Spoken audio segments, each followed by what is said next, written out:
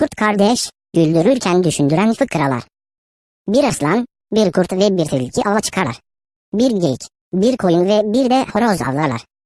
Aslan, kurda. Şimdi bunları adalete paylaştırıp sohbetimizi tat ver, der. Kurt, ey cihan şahı, avcıların sultanı. Bundan kolay ne vardır?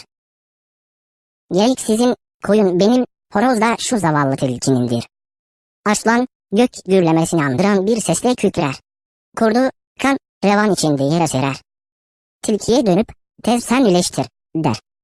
Tilki, ey yiğitler ülkesinin tek hükümdarı.